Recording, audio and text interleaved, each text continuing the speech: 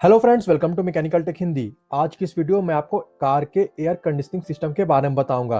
Car के air conditioning system के components क्या क्या होते हैं और वो किस तरह से वर्क करता है, इसके बारे में आज हम इस वीडियो में डिटेल में बात करेंगे। तो फ्रेंड्स, अगर आप मेरे चैनल पर नए हो या अभी तक आपने मेरे चैनल को सब्सक्राइब नहीं किया तो प्लीज चैनल को सब्सक्राइब जरूर करें और बेल आइकन को भी दबा लें ताकि आने वाले इंपॉर्टेंट वीडियोस का अपडेट आपको मिलते रहे। चलिए आज का ये वीडियो शुरू करते हैं।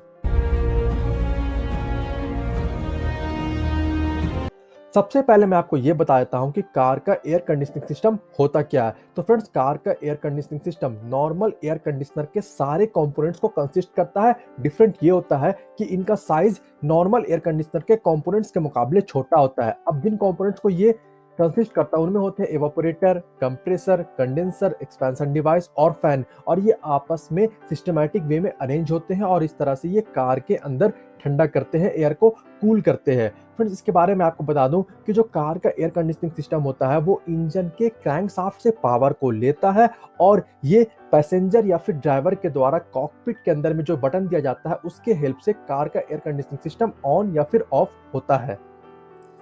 कार एयर कंडीशनिंग सिस्टम के वर्किंग को समझने से पहले आइए मैं आपको एक बार जल्दी से कार एयर कंडीशनिंग सिस्टम के मेन कंपोनेंट्स के बारे में बता देता हूं। सबसे पहला कंपोनेंट है कंप्रेसर। ये है कंप्रेसर।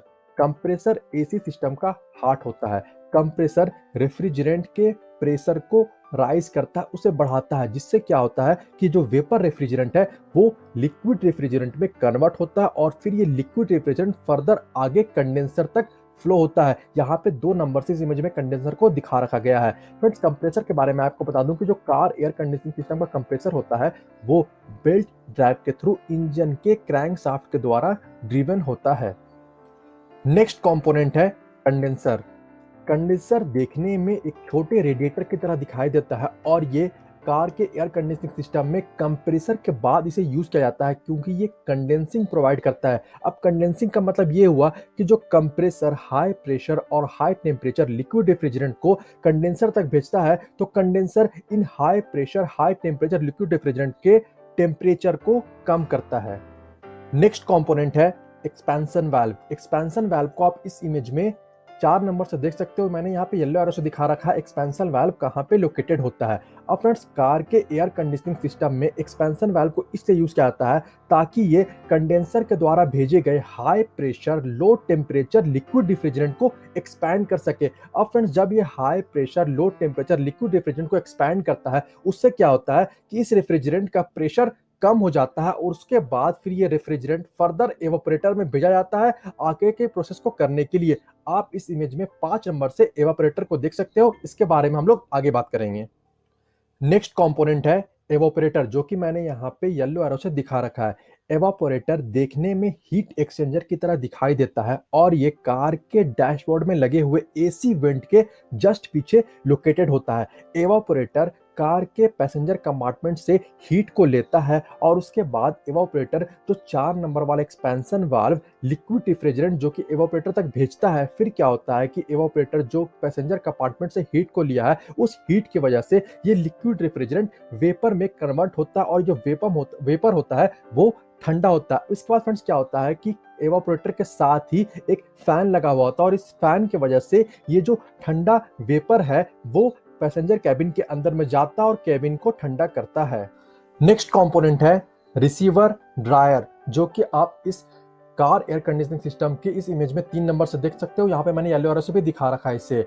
तो फ्रेंड्स, रिसीवर ड्रायर को ऑटोमोबाइल और कार एयर कंडीशनिंग सिस्टम में as a safety catch use किया जाता है क्योंकि चांस होता है कि कंप्रेसर के अंदर वेपर के जगह पे कुछ अमाउंट ऑफ लिक्विड भी जा सकता है, इसलिए जो कि कंप्रेसर को डैमेज कर सकता है। इसलिए हम लोग रिसीवर ड्रायर को एवापोरेटर और कंप्रेसर के बीच में यूज करते हैं जो कि जो सम अमाउंट ऑफ लिक्विड बचा हुआ होता है उसे वेपर में चेंज करता है और फिर ये वेपर फर्दर कंप्रेसर तक जाता है कंप्रेस्ड होने के लिए।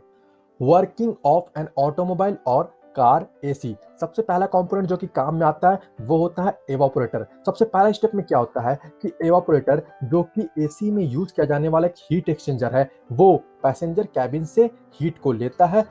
एवापोरेटर के अंदर में लिक्विड रेफ्रिजरेंट फ्लो होते रहता है, तो इस हीट की वजह से ये लिक्विड रेफ्रिजरेंट जो है वो वेपर में चेंज होता है, वो एवापोरेट होता है और वेपर में चेंज होता है। उसके साथ ही एवापोरेटर के साथ ही एक ब्लोअर फैन लगा हुआ होता है। ये ब्लोअर फैन पैसेंजर कैबिन के अंदर में ये जो वेपर जनरेट हुआ, जो कि ठंडा वेपर जनरेट हुआ, उससे फ्लो बैक करता है, अंदर की तरफ भेजता है और कार के अंदर ठंडा करता है। नेक्स्ट स्टेप में high temperature low pressure vapour को कंप्रेसर में भेजा जाता है। अब ये जो कंप्रेसर होता है वो इस high temperature low pressure vapour के प्रेशर को इंक्रीज करता है, जिससे क्या होता है, ये जो वेपर रेफ्रिजरेंट है वो लिक्विड रेफ्रिजरेंट में कन्वर्ट होता है। अब फ्रेंड्स, इस टाइम पे जो रेफ्रिजरेंट होता है उसका प्रेशर भी हाई होता है और उसका टेम्परेचर भी हाई होता है और ये लिक्विड स्टेट में होता है।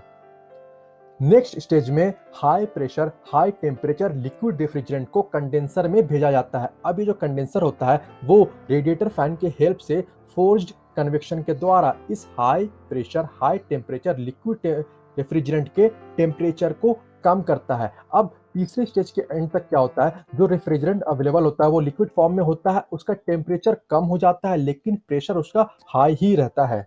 नेक्स्ट स्टेज में ये high pressure low temperature refrigerant expansion valve में आता है। एक्सपेंशन वाल्व इस रेफ्रिजरेंट के प्रेशर को रिलीज करता है और इसे इसके ओरिजिनल स्टेट में कन्वर्ट कर देता है। Friends, working of an automobile और कार एसी के आखिरी स्टेज में क्या होता है, ये रेफ्रिजरेंट वापस से एवापोरेटर में जाता है और ये साइकिल कंप्लीट होता है। इस तरह से साइकिल चलते रहता है और इस तरह से ऑटोमोबाइल या फिर कार का एसी कार को ठंडा करता है। फ्रेंड्स, अगर आज का ये वीडियो आपको पसंद आया तो प्लीज वीडियो को लाइक और शेयर जरूर कर दे। वीडियो के बारे में और चैनल के बारे में आपकी क्या राय है ये मुझे कमेंट करके जरूर बताएं। इसके अलावा अगर अभी तक आपने मेरे चैनल को सब्सक्राइब नहीं किया तो प्लीज सब्सक्राइब बटन में क्लिक करके सब्सक्राइब जरूर कर लो और बेल आइकन को भी दबा ले ताकि आने वाली इंपॉर्टेंट वीडियोस का अपडेट आपको नोटिफिकेशन के थ्रू मिलते रहे।